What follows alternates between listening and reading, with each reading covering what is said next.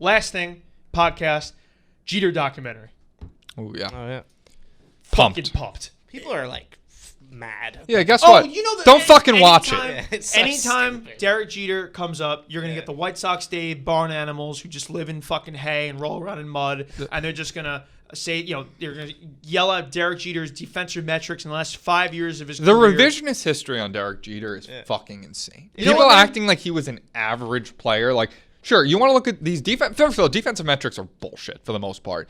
Derek Jeter, sure, maybe didn't have the most range ever, but if it was the 9th inning of the World Series, you wanted the ball hit to Derek Jeter. He made all the plays. He a clutch hitter. All his offensive numbers are outstanding. Like Six most hits in the history of right. baseball. He's not a power hitter, but Decent. Most in the he postseason. retired with an above 300 average for sure. His Yeah. on base percentage was like almost 400. Here's my answer to all those people every single time. I do not feel the need to defend Derek Jeter. He's pretty good. He did a good job. There's just no reason. Yeah. It's idiotic. You just laugh at the people who are trying to. They're trying to get under your skin. They're trying to be White Sox Dave or Carabas and all that and say Nomar's better than him, even though Nomar played for fucking 2 seasons compared to Derek Jeter. I don't feel the need at this point to defend Derek Jeter. It's not even people that like Brandon Walker was on Pick Central. I'm surprised that neither of you got like roped into it somehow. Like shit talking the catch where he dove into the stands for like 2 days. Like That last one week when they is announced it. that sort of makes me laugh though. Going Like full speed. when He took 2 steps and hit a wall. yeah, no, I know that Goes one. 100 People can be miles funny an about hour, that. man. Here, I just found this thing I wrote when I was still at Fordham, like a farewell to Derek Jeter. I knew I had this stat. Here it is.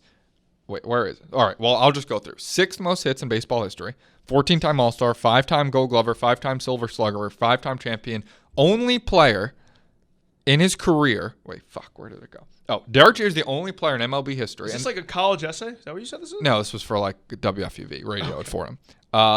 Derek Jeter, and I definitely cherry picked with the stats here, but Derek Jeter is the only player in baseball history with at least 3,400 hits, this is true cherry 250 home runs, and 350 stolen bases. That's Only still one- impressive. No one has ever done it. Nobody has ever reached those thresholds. That's crazy. I saw a tweet that was like, "How are they going to fill 6 hours on just Derek Jeter?"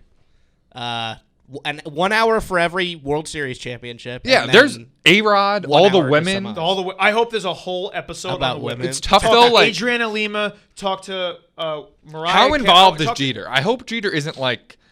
See, that's what I Producing it. So obviously, like, I feel like every Yankee fan, when they watched The Last Dance during the summer at the heart of the pandemic, after they were done, and we talked about this on the podcast, we were like, man, it'd be cool if they did a late 90s doc on the Yankees and all that. Well, it's fucking happening. This is it. Last I mean, Dance yeah. producer's doing it. Yeah. It's actually, it's gonna be sick. And they said it's candid stuff. Now the question is like, we know so much about Jeter. Like, what is there that we don't know? Oh, And I think there's a lot. What kind don't of know about cameras? Jeter. What kind of footage are we getting? Which is exciting, and I trust That is whatever interesting. they're Like, do you doing. think there's a lot of past footage for them to go through? Right, that would be sick. I feel like there isn't, but I hope there's not a lot of like 2009 stuff because like I've seen, But I'd like to see behind the scenes. Like, there's definitely wanna going to see be late that's going to 90s. be an end of like the end of it will be his contract negotiations with Cashman in like Yeah. 2010. Like, that'll definitely be a big thing. I'm sure they'll include him owning the Marlins and stuff. Like, this is it's a Derek Jeter documentary. It's not a late 90s Yankee documentary, but this is a good way to get there's gonna be a whole portal into episode on that. A-Rod. Yeah, An which entire I'm episode so A-Rod. excited Hopefully for. they get A-Rod for it. Like, Yeah, I would hope. But that's the thing. Derek Jeter is Will so. A-Rod talk? He doesn't like talking about that shit. Will Jeter talk? He's That's- so yeah, that's like the thing. close Yeah, to the best. I'm really curious how hands-on Jeter is because Jordan wasn't hands-on with this. They interviewed him, but they didn't tell him. I What feel they like were Jordan definitely. They made They that made was him a look like a fucking villain. no. I think Michael Jordan came out looking mostly good in The Last Dance. Wasn't he furious of how it turned out and how they made it? Wasn't that the whole thing? I don't remember Might- that. I don't know. They like vilified Jerry Krause, made him look like the But worst. they also made Jordan look like a villain. They kind of make him look like There yeah. was a I think report he that thought Jordan they was not happy with how it came. yeah out. they thought I think he thought they made him look like an asshole. Yeah. but sort of in a way where everyone was like, man, Michael Jordan was such an in a good completely. way. I Man, he mean, was such an awesome asshole. For a guy like me who did not see any of Jordan Bull, right? it was I left fucking being like so he's cool. so clearly the goat. For like Big Cat who experienced it all, he knew most of that stuff. Like the behind the scene footage, obviously not. But for a guy like I feel like I'm gonna experience it kind of a similar way that Dan did with Jordan, where like I know everything, but it's Yeah. still gonna be so cool. It's gonna be a total Yankee dick sucking thing, and I think the they're gonna show like how he basically. I think the base of this show how he lifted the city up and brought the Yankees back to like notoriety and popularity and all that. So I think it's definitely gonna be a positive documentary. But I'm excited. 6 episodes. I think it's gonna be in 2022. Yeah. Which does kind of suck. It's so far away. But I wonder if it's gonna be before the season, so it's actually not as far away. Yeah, I don't know. Because I could see him doing like a summer. Because like but it was an awesome show. But would they? So hold, get to your show real quick.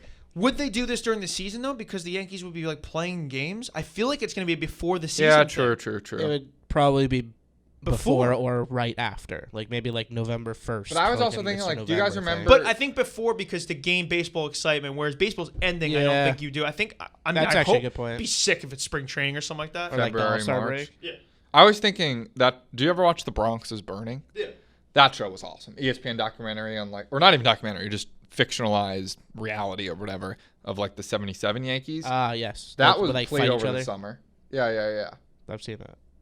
This is different. Yeah, and that was about the Bronx, like the summer. This is different. That'd be a good thing for us to like watch on the pod. You know what I'm talking about? Yeah, the Jeter thing or Bronx? Without question, we'll watch every single episode. Or are you talking about Bronx is Burning? Either. If people definitely Jeter will watch. No way, Mush has seen Bronx is Burning. No way. He's an idiot.